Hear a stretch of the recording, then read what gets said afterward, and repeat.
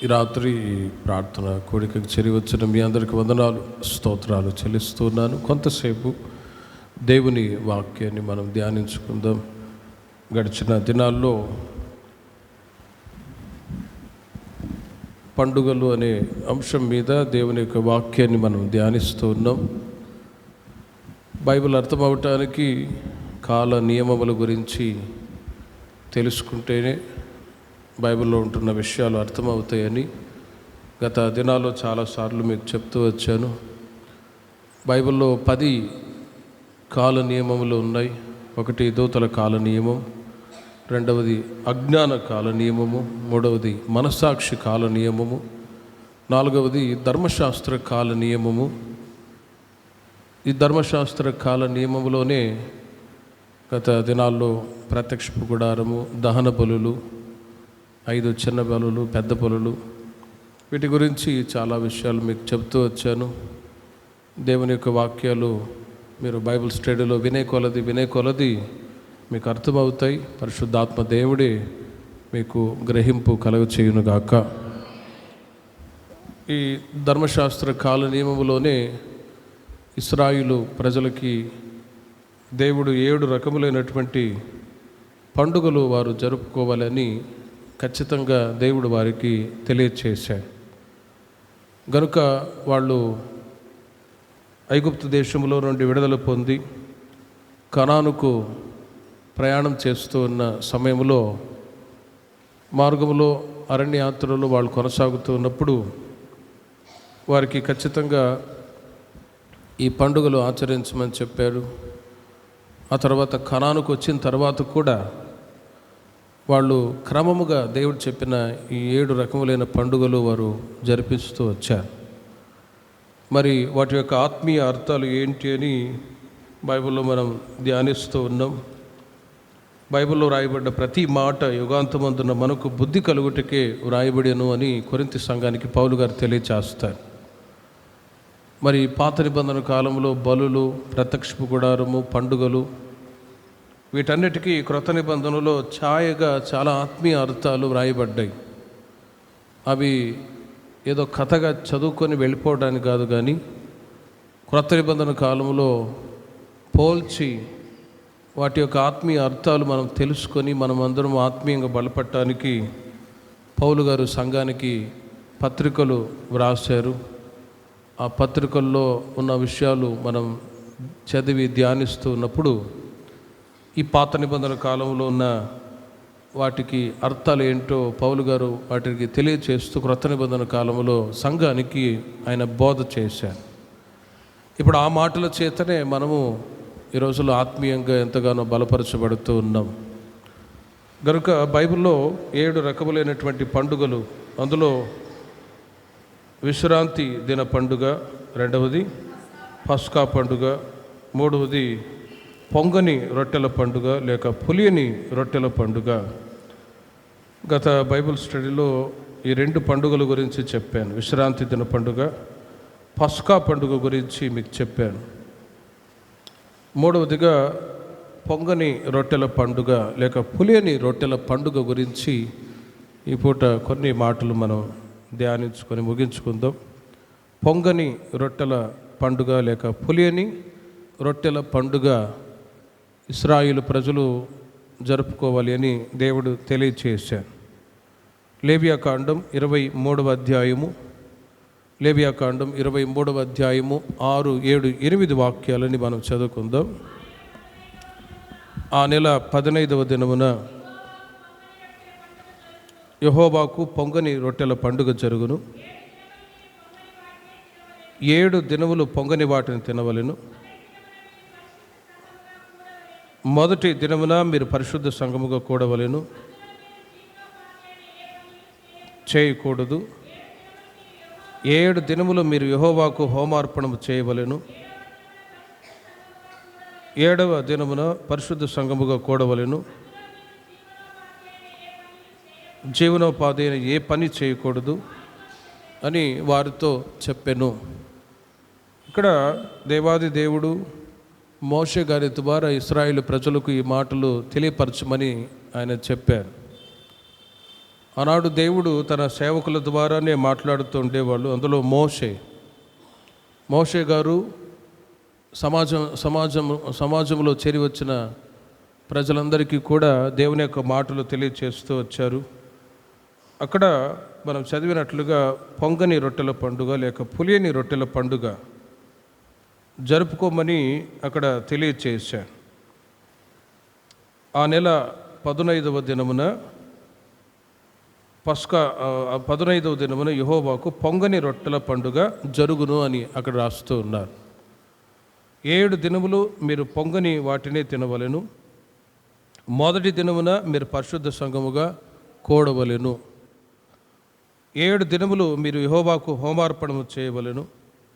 7వ దినమున పరిశుద్ధ సంఘముగా కూడవలెను. అందులో మీరు జీవనోపాధి అయిన ఏ పని చేయకూడదు. ఇక్కడ మనం చదివినప్పుడు ప్రతిదీ ఒక సిస్టమేటిక్గా ఒక డిసిప్లిన్గా దేవుడు మోషే గారి ద్వారా చెప్తూ ఉన్నాడు. పండుగ అన్నప్పుడు అక్కడ జీవనోపాధి పని ఏమీ కూడా చేయకూడదు, హోమార్పణము అక్కడ అర్పించాలి అని అక్కడ వ్రాయబడిన మాటల్లో మనం గమనిస్తే అందులో ఒక మాట 7వ దినమున పరిశుద్ధ సంఘముగా కూడవలెను అని రాయబడి ఉంది. పరిశుద్ధ సంఘముగా కూడవలెను.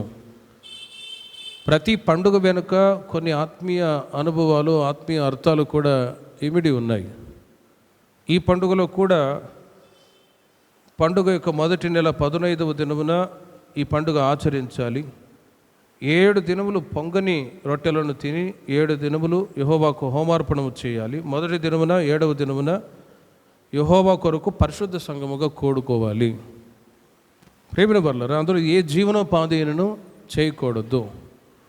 దేవుని యొక్క సన్నిధికి వాళ్ళు కూడి వచ్చినప్పుడల్లా వాళ్ళు చేయవలసిన ఒక ముఖ్యమైన పని ఏంటంటే వాళ్ళు తమను తాము పరిశుద్ధపరచుకొని తమ యొక్క జీవితంలో ఉంటున్న లోటుపాట్లను సరిచేసుకొని దేవుని ఎదుట ఓ మంచి మనస్సాక్షితో ఉండడమే దేవుడు కోరుకునే ఒక కార్యం.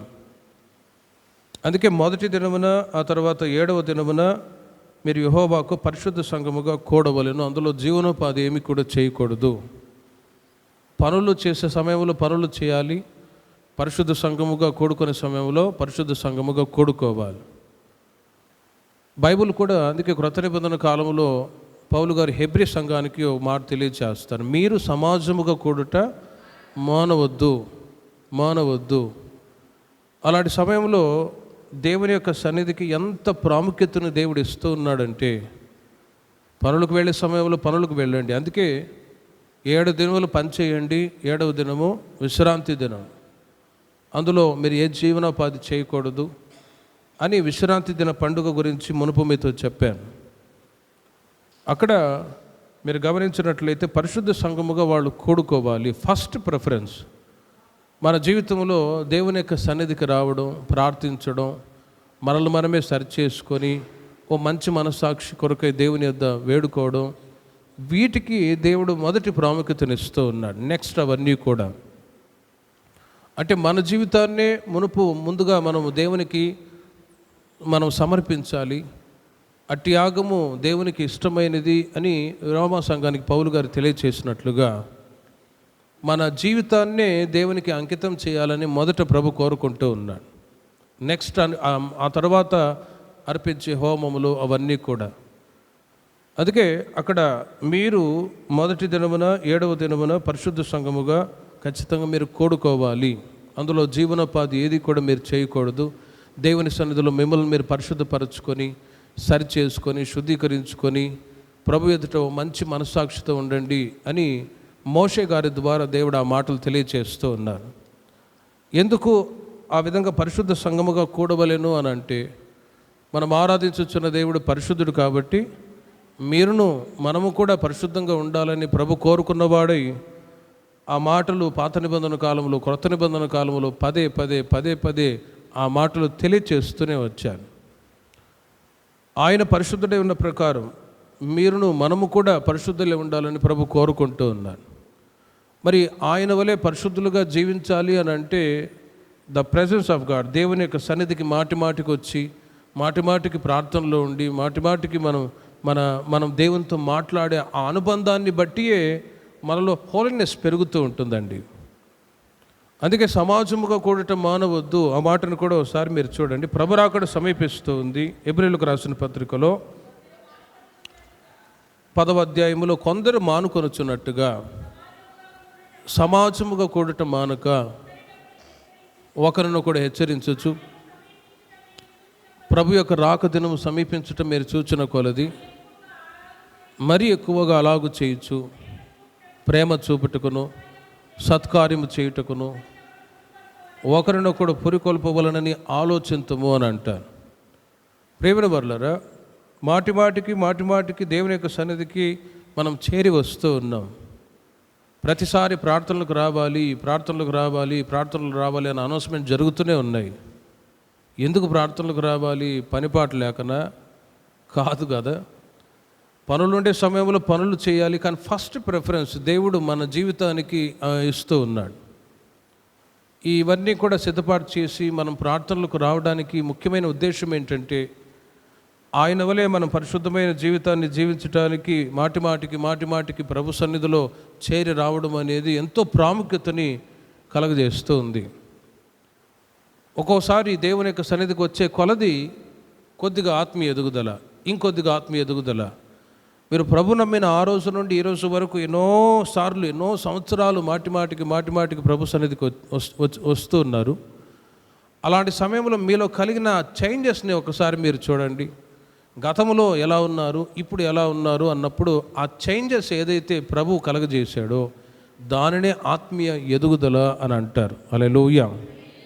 దానినే పరిశుద్ధంగా జీవించే అనుభవము అని అంటారు. కాబట్టి పరిశుద్ధ సంఘముగా కూడవలెను. మందిరం ఏర్పాటు చేసి, సేవకులు ఉండి, ఈ మైక్ ఏర్పాటు చేసి, సాపలు బరిసి, అన్ని సిద్ధపాట్లు ఎందుకొరకంటే మాటిమాటికి మనం అందరము దేవుని సన్నిధిలో కూడుకొని ప్రార్థించి మనము దినదినము ఆధ్యాత్మిక జీవితంలో అభివృద్ధి చెంది ఒక ఉన్నతమైన జీవితాన్ని చేసి ఆయన రాజ్యంలో ఉండటానికే దేవుడు మనకు ఇలాంటి ఆత్మీయ అనుభవాలు అనుగ్రహించి ఉన్నారు. హల్లెలూయా.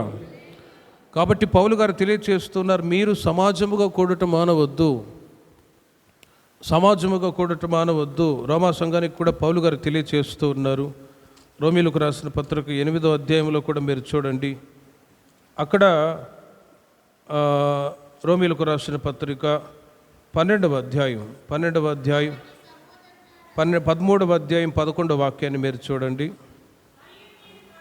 మరియు మీరు కాలము నెరిగి నిద్ర మేల్కొన్న వేళ అయినదని తెలుసుకొని ఎలాగు చేయుడి. ఆ మాటకి ఈ మాటకి మీరు మీరు కలిపి ఒకసారి చూడండి. అలాగు చేయుడి అంటే మీరు సమాజముగా కూడటం మానవద్దు, మీరు దేవుని యొక్క సన్నిధికి కూడి రండి, అలాగు చేయుడి. మనము విశ్వాసులమైనప్పటికంటే ఇప్పుడు రక్షణ మనకు మరీ సమీపముగా ఉన్నది అని అంటారు.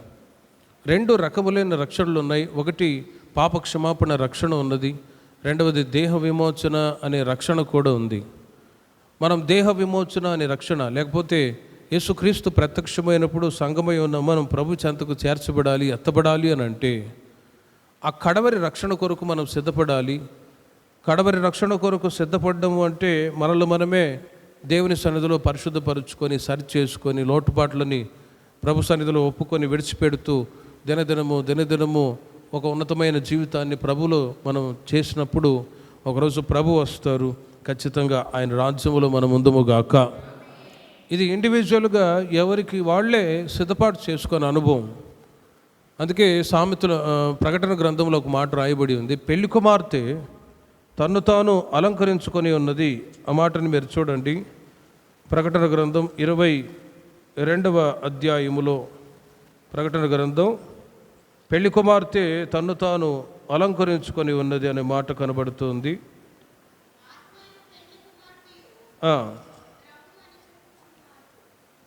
పెళ్లి కుమార్తె తన్ను తాను సిద్ధపరచుకొని ఉన్నది అనే మాటలు ఉంటాయి. ప్రకటన గ్రంథం 21వ అధ్యాయము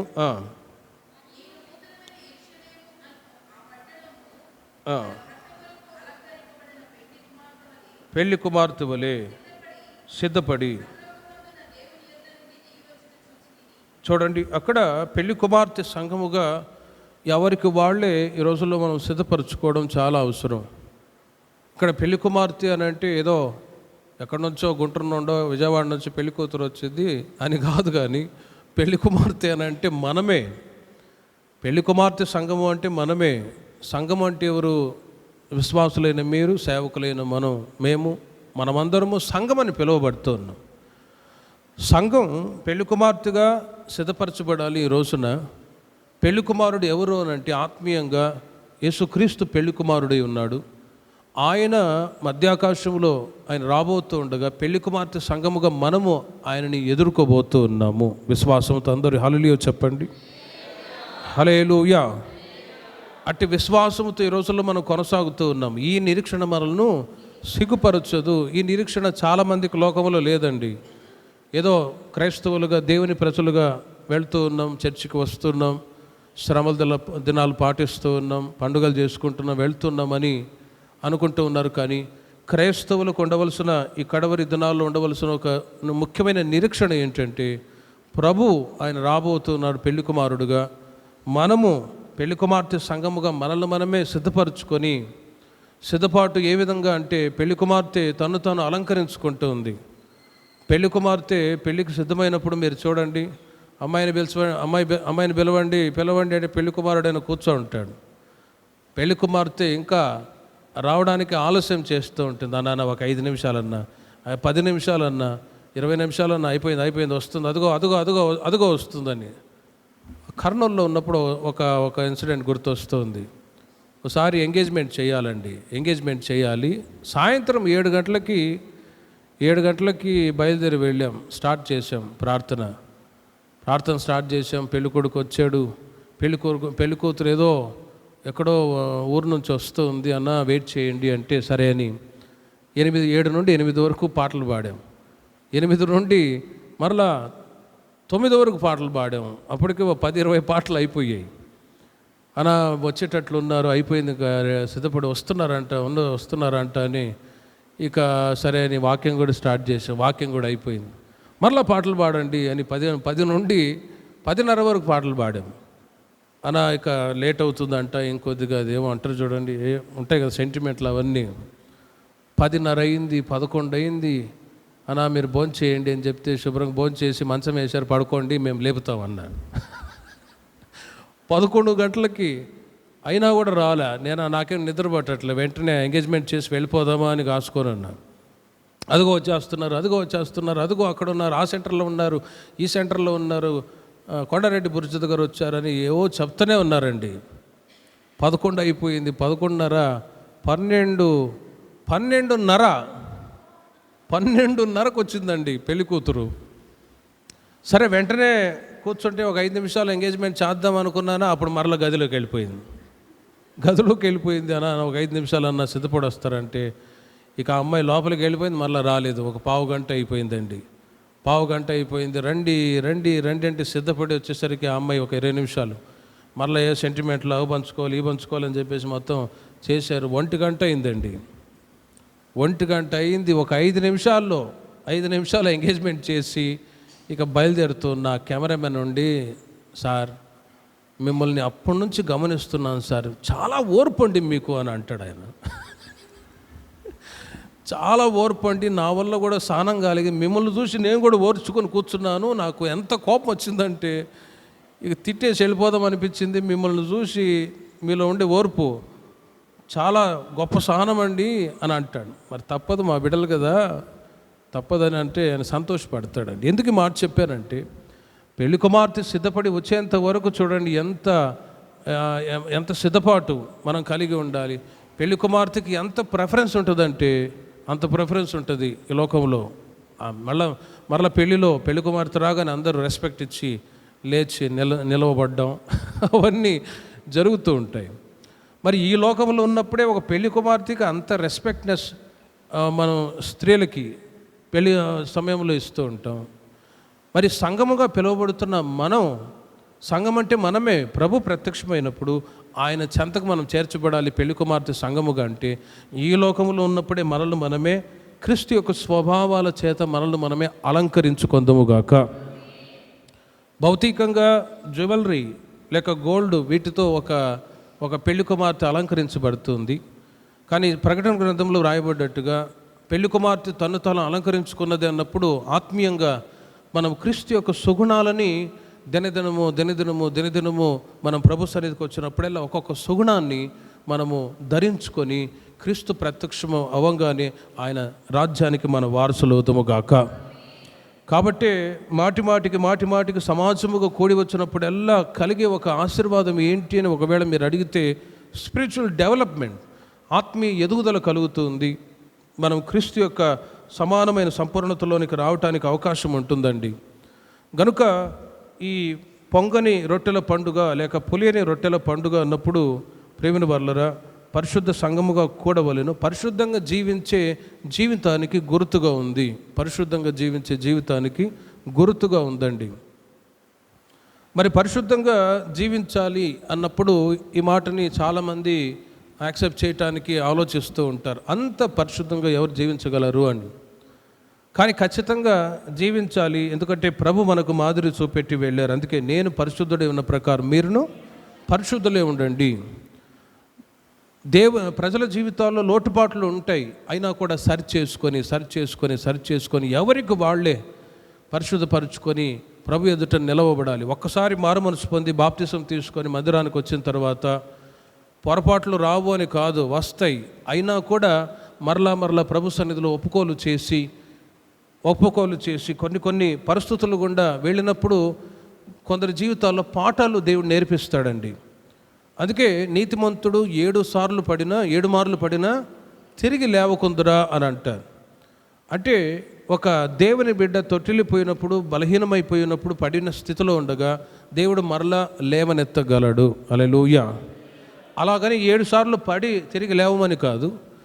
కొన్నిసార్లు బుద్ధిహీనముగా చేసిన పొరపాటును బట్టి కొన్ని పనిష్మెంట్, శిక్ష జీవితంలో ఎదురైనప్పుడు మరలా ఆ ఒక వీక్నెస్, బలహీనత మన జీవితాల్లో రాకుండా కాపాడుకోవడమే స్పిరిచువాలిటీ. తద్వారా ఆత్మీయతలో ఎదగటానికి అవకాశం ఉంటుంది. కాబట్టి ప్రేమిన వర్లరా పరిశుద్ధంగా జీవించటానికి దేవుడు మనకు మాదిరి చూపెట్టాడు. కాబట్టి రాబోయే రోజుల్లో ఉన్నతమైన జీవితాన్ని చేయటానికి ఎవరికి వారే ప్రభు సన్నిధిలో కనిపెట్టి మనం క్రీస్తు యేసుకు కలిగిన మనసు కలిగి ఉందుముగాక. ప్రేమిన వర్లరా పొంగని రొట్టెల పండుగ లేక పులియని రొట్టెల పండుగ జరిపించమన్నారు. మరి ఈ పులియని గురించి కొరింథీ సంఘానికి పౌలు గారు తెలియచేస్తారు. కొరింథీయులకు రాసిన మొదటి పత్రిక 5వ అధ్యాయం 8వ వాక్యాన్ని మీరు చూడండి. గనుక పాతదైన పులిపిండితోనేను దుర్మార్గతయు దుష్టత్వమునను కాకుండా నిష్కాపట్యమును సత్యమునను పులియని రొట్టెతో చూడండి పండుగ ఆచరింతుము అని రాయబడి ఉంది. మరి పాత నిబంధన కాలంలో పులిసిన లేక పులియని రొట్టెల పండుగ జరుపుకోమన్నారు. మరి ఆ సంగతులు కొరింథీ సంఘానికి పౌలు గారు తెలియచేస్తారు. ఈ పులియని పండుగ గురించి మోషే ద్వారా దేవుడు ఇశ్రాయేలు ప్రజలకు తెలియచేశారు కదా. ఆ పులియని అనే ఆ రొట్టెల గురించి ఎందుకు దేవుడు మాట్లాడాడు అనే సంగతులు కొరింథీ సంఘానికి పౌలు గారు తెలియచేస్తూ ఉన్నారు. అందులో పులిసిన అన్నప్పుడు దానికి అర్థం ఏంటంటే దుర్మార్గత దుష్టత్వముతో మీరు పండుగ ఆచరించవద్దు అని. పులిసిన అనుభవం పులియని అని అంటే నిష్కాపట్యము సత్యమునను వాటితో పండుగ ఆచరింతుము అని అంటారు. పులిసిన పిండితో చూడండి, అక్షరీకంగానే పులిసిన పిండి ఉందనుకోండి, ఈ పూటకి ఇంటికి వెళ్ళి చపాతీ చేయటానికి పిండిని కలుపుతారు. పిండిని కలిపి ఈ పూటకి చపాతీ రొట్టెలు తయారు చేసుకొని తిని మిగిలినది సద్దిపెట్టలో పెట్టి ఉదయాన్నే మరలా మీ భర్తకు కానీ పిల్లలకు కానీ టిఫిన్ చేసి పెడతాం రండి అని చెప్పేసి, సరే పిండి కొద్దిగా ఉంది, ఫ్రిడ్జ్లో ఉన్న సతిపెట్టలో ఉన్న ఆ పిండి మరలా క్రొత్తగా కలిపిన పిండి రెండు కలిపి ఒకవేళ ఉదయాన్నే మీరు మరలా రొట్టెలు తయారు చేశారనుకోండి, ఎలా ఉంటాయి? పుల్లగానే ఉంటాయి. అప్పుడు మీ యజమానికి భర్తకు కోపం వచ్చి ముఖాన్ని ఇసురు కొట్టొచ్చాము. కోపంతో పులుపుగా ఉన్నాయి అన్నప్పుడు, పులుపు అన్నప్పుడు ఎవరు తినలేరండి. పులుపు ఉన్నప్పుడు అర్థమైపోయింది ఖచ్చితంగా ఇది సద్దిది అని, సర్దిపట్టిపోయిందని. పులుపు లేని అనుభవం, అక్షరీకంగా పులిసిన పిండితో తయారు చేసినది అసలు తినలేరు. ఒకవేళ తిన్నామనుకోండి మధ్యాహ్నానికి స్టార్ట్ అయ్యిద్ది, ట్రబుల్ స్టార్ట్ అయ్యిద్ది. ట్రబుల్ స్టార్ట్ అయిపోయింది. పులుపు అనేది చాలా డేంజర్, హెల్త్కి చాలా ప్రాబ్లం. కాబట్టి కొందరు ఏం చేస్తారంటే మిగిలియడానికి సర్దిపెట్టెలో పెట్టి మరలా రిపీట్ చేసి మరలా హాస్పిటల్కి ఎత్తు అని అంటారు. అలాంటి సంఘటనలు మీరు తరచుగా చూస్తూ ఉంటారు. కానీ ప్రేమను వల్లరా అలాగే ఆత్మీయంగా మీరు చూడండి, పులిసిన రొట్టెతో కాకుండా పులియని రొట్టెతో, దుర్మార్గత దుష్టత్వంతో కాకుండా నిష్కపట్యము సత్యముతో మనం పండుగ ఆచరింతుము అని అంటారు. ఆ మాటకు అర్థం ఏంటంటే, ప్రేమను వల్లరా సంఘానికి చాలామంది వస్తూ ఉన్నారు, రక్షించబడి బాప్తిసం తీసుకొని దేవుని యొక్క మందిరానికి వస్తూ ఉన్నారు. అందరూ భక్తులా అని అంటే అందరూ భక్తులని చెప్పలేమండి. దుర్మార్గంగా దుష్టత్వంతో కూడిన అనుభవంతో ఉన్నవాళ్ళు కూడా సంఘంలో ఉంటారు. నిష్కపట్యము సత్యముతో జీవించే ప్రజలు కూడా సంఘంలో ఉంటారు. 2 types ఆఫ్ పీపుల్స్. సంఘంలో 2 రకములైనటువంటి గ్రూప్ వాళ్ళు ఉంటారు. ఒకటి దుర్మార్గత దుష్టత్వంతో కూడిన వ్యక్తిత్వం కలిగిన వాళ్ళు ఉంటారు. ఆ తర్వాత నిష్కపట్యము సత్యముతో జీవించే దేవుని ప్రజలు కూడా ఉంటారు. అందుకే గలతీ సంఘానికి పౌలు గారు చెప్తారు, శరీరానుసారులు ఉన్నారు, ఆత్మానుసారులు కూడా ఉన్నారు అని. సంఘంలో 2 రకములైన గ్రూప్ వాళ్ళు ఉంటారండి. పౌలు గారు తెలియచేస్తారు, అట్టి వారితో మీరు సాంగత్యం చేయవద్దు. కొరింథీయులకు రాసిన మొదటి పత్రిక 5వ అధ్యాయము 9వ వాక్యము నుండి మీరు చూడండి. జారులతో సాంగత్యం చేయవద్దని నా పత్రికలో వ్రాసి ఉంటిని. అయితే ఈ లోకపు జారులతో నేనను, లోపులతో నేనను, దోచుకుని వారితో నేనను, విగ్రహారాధికులతో నేనను ఏమాత్రము సాంగత్యం చేయవద్దని కాదు. అలాగైతే మీరు లోకములో నుండి వెళ్ళిపోవలసి వచ్చును కదా. చూడండి, అక్కడ పౌలు గారు చాలా సంఘానికి చాలా శ్రేష్టమైన మాటలు తెలియచేస్తూ ఉన్నారు. రక్షించబడి బాప్తిసం తీసుకొని మందిరానికి వస్తూ ఉన్నారు. వాళ్ళల్లో ప్రేమిన వర్లరా అక్కడ ఈ గ్రూపు ప్రజలు సంఘంలో ఉన్నారు. ఆ కొరింథీ సంఘంలో అక్కడ పౌలు గారు తెలియచేస్తున్నారు, లోకములో జారులు ఉన్నారు, లోబులు ఉన్నారు, దోచుకునే వాళ్ళు ఉన్నారు, విగ్రహారాధికులు ఉన్నారు, ఏమాత్రం సాంగత్యం చేయవద్దని కాదు. ఈ మాటకు అర్థం ఏంటంటే, మీరు పనిచేస్తున్న స్థలాల్లో కానీ, మీ కొలీగ్స్ కానీ, మీకు పరిచయం ఉన్నవాళ్ళు కానీ, స్నేహితులని పిలువబడే వాళ్ళు కానీ, వాళ్ళు ఇట్టి వారై ఉంటే సపోజ్ ఒకవేళ ఉదాహరణకి నాకు తెలిసిన సహోదరుడు ఉన్నాడు, ఆయన ఉద్యోగం చేస్తాడు, జాబ్ చేస్తాడు, ఆయనకు సంబంధించి ఆయన డిపార్ట్మెంట్లో ఆయన జాబ్ చేస్తున్న పై అధికారి అతను ఒక విగ్రహారాధకుడు, అతను తిట్టుబోతాడు, చాలా చెడ్డవాడు. అయినా కూడా అతడు చెడ్డవాడు, నేను అతని దగ్గర పని చేయను అని అంటే పనిచేసే ఆ విశ్వాసకి దెబ్బ. నేను వాడి దగ్గర పని చేయను, వాడు మంచోడు కాదు. నాకు తెలిసిన ఇంకో సహోదరుడు ఉన్నాడు, ఎక్కడికి వెళ్ళినా కూడా 1 నెల 2 నెలలు పని చేస్తాడు, ఇంకో కొత్త పని వెతుక్కుంటాడు. అక్కడ వాడు మంచోడు కాదు అంటాడు, ఇంకో చోటుకి వెళ్తాడు.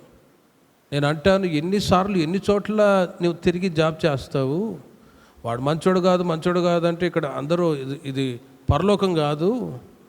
పరలోకం అయితే అందరూ మంచోళ్ళు కనబడతారు. ఇది లోకంలో ఉన్నాం కాబట్టి రకరకాల మనుషులు ఉంటారు, వాళ్ళని నువ్వు పట్టించుకోవద్దు, నీ పని చూసుకొని వాళ్ళకు లోబడి నీ వంతు నువ్వు వచ్చేసి అంటే, లేదు వాడు మంచోడు కాదు, నేను పని చేయను అంటాడు. వాడు మంచోడు కాదు, పని చేయను అంటాడు. తిరిగి ఇప్పుడు ఎక్కడా పని లేకుండా బాధపడుతూ ఉన్నాడు. ఎందుకు మాట చెప్తున్నానంటే, రక్షించబడి బాప్తిసం తీసుకొని దేవుని యొక్క మందిరానికి వచ్చినప్పుడు దేవుని ప్రజలైన వాళ్ళు ప్రత్యేకింపబడిన వాళ్ళే. కానీ పనిచేస్తున్న స్థలాల్లో రకరకాల స్వభావాలు కలిగిన వాళ్ళు ఉంటారు. వాళ్ళ దగ్గర నేను పని చేయను, వాళ్ళ మాట వినను. వాడు ఎవడై ఉంటాడు? జారుడై ఉండవచ్చు, లోబి అయి ఉండవచ్చు, దోచుకొని వాడై ఉండవచ్చు, విగ్రహారాధకుడై ఉండవచ్చు. వాడు ఏమాత్రం వారితో సాంగత్యం ఏమాత్రం చేయవద్దని కాదు. అలాగైతే ఈ లోకాన్ని విడిచిపెట్టి వెళ్ళిపోవలసి వచ్చును. మీరు ప్రత్యేకింపబడ్డ వాళ్ళు వాస్తవమే, కానీ పలాని వాళ్ళ దగ్గర మీరు పనిచేస్తూ ఉన్నప్పుడు వాళ్ళు ఎలా ఉన్నారో అనవసరం. మీరు పని చేసుకొని రావడం అంతేగాని వాడు మంచోడు కాదు. అందుకే ప్రేమను బర్లరా, పనిచేస్తున్న స్థలాల్లో కానీ వేరే ఎక్కడ కానీ ఇండివిజువల్గా పర్సనల్ లైఫ్లో ఎంటర్ అవ్వకూడదండి. చాలామంది ఎంటర్ అయ్యి అందుకే వాడు అలాంటోడు ఇలాంటోడు అని చెప్పి ఎక్కడ ఏ పనిలో వాళ్ళు స్థిరంగా ఉండకుండా తిరుగుతూనే ఉంటారు. వ్యక్తిగతంగా లోకంలో రకరకాల మనుషులు ఉంటారండి. వాళ్ళ దగ్గర మేము పని చేయము అన్నప్పుడు ప్రేమను బర్లరా, అక్కడ ఆ వ్యక్తికి ఇబ్బంది కలుగుతూ ఉంటుంది. నాకు తెలిసిన ఒక సహోదరుడు ఉన్నాడు, టోల్ గేట్లో జాబ్ చేస్తాడు. ప్రార్థన చేసి పంపించాను. 1 నెల 2 నెలలు చేశాడు, మానుకొని వచ్చేసాడు. 4 ఆడపిల్లలు అన్నా నాకు నచ్చలేదు, వాడు చాలా రఫ్ అండ్ టఫ్గా మాట్లాడుతున్నాడు, వాడు మంచోడు కాదన్న. సరే వాడు మంచోడు కాదు, నువ్వు పని మానుకొని వచ్చావు, మరి పిల్లలకి ఏం పెడతావు, నువ్వు వెళ్ళిపో, అక్కడ పనిలో నువ్వు శ్రద్ధగా పని చేయి, నువ్వు కష్టపడి సంపాదించడం ముఖ్యం, కానీ వాడు మంచోడు కాదు, వాడు తిట్టుబోతాడు, తాగుడుబోతాడు, వ్యభిచారి అనుకుంటే నీ కుటుంబ పరిస్థితి ఏంటి, వెళ్ళిపో అని చెప్తే ఆ మాటని అంగీకరించి వెళ్ళి ఇప్పుడు ఆ టోల్ గేట్లో జాబ్ చేసుకొని ప్రమోషన్ వచ్చింది, మంచి స్థితిలో ఉన్నాడండి. దేవునికి మహిమ కలుగును గాక. ఒకవేళ వాడు మంచోడు కాదు, వాడు తిట్టుబోతాడు, వ్యభిచారి, దొంగ, వాడి దగ్గర నేను పని చేయను, వాడి మాట వినను అంటే ఎవరికి నష్టం అండి? దేవుని ప్రజలైన వాళ్ళకే నష్టం. కాబట్టి అందుకే ఆ పౌలు గారు మీకు ఉదాహరణ ఎందుకు చెప్పానంటే, లోకంలో ఇట్టి వాళ్ళు ఉంటారు.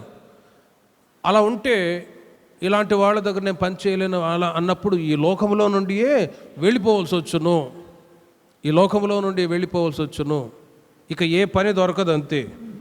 గనుక పౌలు గారు అంటారు, సరే ఇప్పుడైతే ఎప్పుడు రక్షించబడి బాప్తిసం తీసుకొని మందిరానికి వచ్చినప్పుడైతే సహోదరుడు అనబడిన వాడు ఎవడైనను జారుడు కానీ, లోబి కానీ, విగ్రహారాధికుడు కానీ, తిట్టుబోతు కానీ, త్రాగుబోతు కానీ, దోచుకొనివాడు గాను అయి ఉన్న ఎడల అట్టివానితో సాంగత్యం చేయకూడదు, భుజింపనకూడదని మీకు వ్రాయుచున్నాను. చూడండి, ఇప్పుడైతే సంఘానికి వచ్చినప్పుడైతే సంఘంలో కూడా ఇలాంటి వాళ్ళు ఉన్నారు. సహోదరుడు అనబడిన వాడు ఎవడైనా జారుడు కానీ, లోబి కానీ, విగ్రహారాధికుడు కానీ, తిట్టుబోతు కానీ, త్రాగుడుబోతుడు కానీ, దోచుకునివాడు అయ్యి ఉన్న ఎడల అట్టివానితో సాంగత్యం చేయకూడదు, భుజింపనకూడదు. ఎందుకు ఈ మాట పౌలు గారు తెలియచేశారంటే, ఒకవేళ ఇటువారితో సాంగత్యం చేసినప్పుడు ఏం జరుగుతుందంటే, మంచి విశ్వాసి కూడా చెడిపోవటానికి అవకాశం ఉంటుందండి. మంచి విశ్వాసి స్పిరిచువల్గా ఎదుగుతూ ఉన్న వాళ్ళు ఉన్నాడు అనుకో. నేను చాలా చోట్ల సేవ చేశాను. రకరకాల మనుషులండి, అంటే ఆధ్యాత్మిక జీవితంలో ఎదుగుతూ ఉన్న వాళ్ళని చెరిపే విశ్వాసులు ఉంటారు. లోకములో కలిసిపోయేటట్లుగా చేసే విశ్వాసులు కూడా లేకపోలేదు. అంటే విశ్వాసుల్లోనే, అందుకే పౌలు గారు అంటారు, ఇప్పుడైతే సహోదరుడు అనబడిన వాడు జారుడు కానీ, లోబి కానీ, విగ్రహారాధికుడు కానీ, తిట్టుబోతు కానీ, త్రాగుడుబోతుడు కానీ అవి ఉన్నాడు, అట్టివానితో సాంగత్యం చేయకూడదు, భుజింపనకూడదు. ఎందుకంటే అటివారితో సహవాసం చేసినప్పుడు మంచి గుడ్ బిలీవర్ కూడా బ్యాడ్ బిలీవర్గా మారే అవకాశాలు ఉంటాయి. అందుకే గతంలో కూడా చాలాసార్లు చెప్తూ వచ్చాను, ఫెలోషిప్ ఉండాలి కానీ ఫ్రెండ్షిప్ ఉండకూడదు. ఎక్కువగా క్లోజ్గా వెళ్ళిపోయి వాళ్ళింటికి వీళ్ళు రావడం, వీళ్ళింటికి వాళ్ళు వెళ్ళిపోవడం, ఎక్కువగా క్లోజ్నెస్గా వెళ్ళిన వాళ్ళు విశ్వాసులు ఇప్పుడు పిశాసులుగా మారిన వాళ్ళు ఉన్నారండి. కాబట్టి praise Lord sister, praise Lord brother అంతవరకు. కానీ ఎక్కువగా మీరు క్లోజ్నెస్గా ఉన్నారనుకోండి, చాలా ప్రమాదం. ఎందుకంటే అనుభవపూర్వకంగా చెప్తున్న వేళల్లో విశ్వాసులు నాకు తెలుసు స్పిరిచువాలిటీని పోగొట్టుకున్న వాళ్ళు ఉన్నారు. కుటుంబ వ్యవస్థలో కుటుంబాలు కూడా భార్యాభర్తలు విచ్ఛిన్నమైపోయిన వాళ్ళు కూడా ఉన్నారు. అవి కొన్ని చెప్పకూడదు కాబట్టి చెప్పట్లేదు. కనుక ఫెలోషిప్ ఉండాలి కానీ ఫ్రెండ్షిప్ ఉండకూడదు. మందిరము, సేవకుల సహవాసము, మంచివారితో సహవాసం దట్చాలు, అంతే. కానీ ఎక్కువగా ఏ ఒక్కరితో సాంగత్యం చేయకూడదు. ఎందుకంటే పౌలు గారు అంటారు, వెలుపలి వారికి తీర్పు తీర్చుట నాకేలా, బయట ఉన్న వాళ్ళకి దేవుడే తీర్పు తీర్చును కానీ మీరు లోపటి వారు వారికి తీర్పు తీర్చువారు కనుక ఆ దుర్మార్గుని మీలో నుండి వెలివేయుడి అటివారు ఉన్నా లేకున్నా ప్రయోజనం లేదు అని పౌలు గారు తేటగా తెలియజేస్తారు. ఎందుకంటే వెలగని 100 బల్బుల కంటే వెలిగే 2 బల్బులు చాలన్నట్టుగా పర్ఫెక్ట్నెస్ పౌలు గారి పత్రికలో ఆ మాటలు ఎంత తేటగా తెలియచేస్తారంటే, ఎందుకంటే సంఘం పాడైపోకూడదు. సంఘం ఇది దేవుడు వెల ఇచ్చి కొన్నాడండి, వెల ఇచ్చి కొన్నారు. అందుకే మీరు మీ సొత్తు కాదు నా సొత్తు అని అంటాను. కనుక ఈ పులియని అనుభవాలు ఏంటి అని మనం చదివితే ప్రేమిన వాళ్ళరా, అక్కడ లోకంలో రకరకాల మనుషులు ఉంటారు. అట్టి వారితో సాంగత్యం చేయకూడదని కాదు, ఒకవేళ మీరు అలా ఉంటే లోకంలో విడిచిపెట్టి వెళ్ళిపోవాల్సి వస్తుంది. కానీ సంఘములో ఆధ్యాత్మిక జీవితంలో అభివృద్ధి చెందుతూ మంచిగా ఒక మంచి విశ్వాసగా కొనసాగుతూ ఉన్నప్పుడు మిమ్మల్ని ఎవరైనా ఇబ్బంది పెట్టి ఆత్మీయతలో కలవరపరిచి అనవసరమైన మాటలు చెప్పి భక్తిహీనతలోనికి దిగజారి చేసే వాళ్లతో దేవుని ప్రజలైన మీరు జాగ్రత్తగా ఉండాలి. ఎందుకంటే కొంతమంది వస్తూ ఉన్నారు అన్నప్పుడు రకరకాల ఉద్దేశాలతో వచ్చేవాళ్ళు ఉంటారండి, రకరకాల ఉద్దేశాలతో వచ్చేవాళ్ళు ఉంటారు. కానీ పాత విశ్వాసులు, క్రొత్త విశ్వాసులు ఎవరైనా కూడా ఆధ్యాత్మిక జీవితంలో ఎదిగి ప్రభు యొక్క రాకడకై సిద్ధపడాలనే ఆ వాంఛతోనే దేవుణ్ణి వెతుకుదుముగాక. ప్రేమను వర్లరా, ఒకటి జీవితంలో పులుసున అనుభవం ఉండకూడదు. ఇప్పుడు చెప్పినట్లుగా అట్టి వారితో సాంగత్యం చేయకుండా ఎవరి స్వంత రక్షణను వాళ్ళు కాచుకుంటూ ఆధ్యాత్మిక జీవితంలో ఎదగాలి, వాక్యాన్ని చదవాలి, మందిరానికి రావాలి, సేవకుల సహవాసం, మందిర సహవాసం అంతే ప్రాముఖ్యతనివ్వాలి. అనవసరమైన వాటికి ప్రాముఖ్యతనివ్వకూడదు. ఆ మధ్య ఒక ఆమె అన్నది, ఏంటమ్మా చర్చికి రావట్లేదు, నన్ను ఎవరు పట్టించుకోవట్లేదు అన్నయ్య అన్నది. నిన్నెవరు పట్టించుకోవాలమ్మా అని అంటే ఆమెకి ఏంటంటే ఆమెతో మాట్లాడాలి, పలకరించాలి. నిన్నెవరు పట్టించుకుంటారమ్మా? కావాల్సింది ప్రభు కావాలి, మందిరం కావాలి, ప్రార్థన కావాలి, నన్నెవరు పట్టించుకోవాలి. అదే మాట నేను అంటే ఆమె వచ్చే ఉద్దేశం ఏంటి అనేది ఆ మాటలోనే అర్థమైపోయింది. పరిచయం చేసుకోవాలనో లేకపోతే సంథింగ్ ఇవన్నీ కొన్ని చెప్పకూడదు. కానీ మందిరానికి వచ్చిన తర్వాత ప్రభువుకి మనం ప్రాముఖ్యతని ఇవ్వాలి. ప్రార్థన, ఆత్మీయ ఎదుగుదల, వీటికి మనం ఫస్ట్ ప్రిఫరెన్స్ ఇచ్చి మనం ఉండాలి అని అంటే అట్టి వారితో సాంగత్యము చేయకూడదు. ఎవరి స్వంత రక్షణను వాళ్ళు కాపాడుకుందుముగాక. ఆ తర్వాత వాళ్ళతో సాంగత్యం చేసి వీళ్ళతో సాంగత్యం చేసి నేను నష్టపోయాను, నా జీవితం ఇలా అయిపోయింది, వాళ్ళు నాశనం చేశారు, వీళ్ళు నన్ను నాశనం చేశారు అని మాట్లాడితే దానికి ఎవరు జవాబుదారులు కానే కారు. రకరకాల రీజన్స్తో వచ్చి మమ్మల్ని అడిగే వాళ్ళు ఉంటారు. అందుకే సంఘానికి వచ్చినప్పుడు మునుపు మీద చెప్పినట్లుగా ఫెలోషిప్ ఉండాలి కానీ ఫ్రెండ్షిప్ ఉండకూడదు. ఫెలోషిప్ ఉండాలి కానీ ఫ్రెండ్షిప్ ఎంతలో ఉండాలో అంతే. ఇక ఎక్కువగా సాంగత్యం చేశారనుకోండి చాలా సమస్యలు వస్తాయి. కాబట్టి జీవితంలో వ్యక్తిగతంగా ఎవరి జీవితంలో వాళ్ళు పులిసిన అనుభవాలు ఉండకుండా జాగ్రత్త పడాలి. రెండవది బోధలో మత్తయి సువార్త 16వ అధ్యాయము 11-12 వాక్యాలు చూడండి. మత్తయి సువార్త 16వ అధ్యాయం 11-12. నేను రొట్టెల గురించి మీతో చెప్పలేదు, ఫరిసయ్యులు సద్దుకయ్యులు అనువారు పులిసిన పిండి గురించియే జాగ్రత్త పడుడని చెప్పాను. ప్రేమిన వారలారా, మీరు గమనించండి, యేసు ప్రభువారు అద్భుతమైన కార్యాన్ని చేశారు. 5 రొట్టెలు 2 చిన్న చేపల ద్వారా అద్భుతమైన కార్యాలు జరుగుతూ వచ్చాయి. అక్కడక్కడ దేవుడు అద్భుతమైన కార్యాన్ని చేస్తూ వచ్చారు. ఒక గ్రూప్ వాళ్ళు ఏం చేస్తున్నారంటే పనిపాట్లు లేకుండా క్రీస్తును వెంబడిస్తూ ఉన్నారు. ఈయనతో వెళ్ళిపోతే, ప్రభువుతో వెళ్ళిపోతే ఇక మాకు ఎక్కడ చూసినా చేపలే, ఎక్కడైనా రొట్టెలే, సమృద్ధి అయిన ఆహారం అని చెప్పి ఒక గ్రూప్ వాళ్ళు యేసుక్రీస్తును వెంబడిస్తూనే ఉన్నారు. అప్పుడు యేసుప్రభు వారు అంటారు, క్షయమైన ఆహారం కొరకు మీరు కష్టపడకుడి, అక్షయమైన ఆహారం కొరకు మీరు ప్రయాసపడండి అని ఒక మాట అంటారు. నెక్స్ట్ ఇంకొక మాట ఏంటంటే, యేసుక్రీస్తును వెంబడిస్తున్న వాళ్ళు ఏకాడికి ప్రేమైన వర్లరా ఈ భౌతికమైన ఆహారము రొట్టెలు చేపలు వీటి గురించే ఆలోచిస్తూ ఉన్నారు. కానీ యేసుప్రభు వారు మాట్లాడే మాటలన్నీ కూడా అవి ఉపమాన రీతిగా ఉన్నాయి. అందుకే యేసుక్రీస్తు వారు అంటారు, నేను రొట్టెలను గురించి మీతో చెప్పలేదని మీరెందుకు గ్రహింపరు? ఫరిసయ్యులు సద్దుకయ్యులు అనువారి పులిసిన పిండిని గురించియే జాగ్రత్త పడుడి. అప్పుడు రొట్టెలు పులిసిన పిండిని గురించి కాదు, కానీ ఫరిసయ్యులు సద్దుకయ్యులు అనువారి బోధన గురించియే జాగ్రత్త పడవలనని ఆయన తనతో చెప్పినని వారు గ్రహించిరి. అప్పుడు వెలిగింది.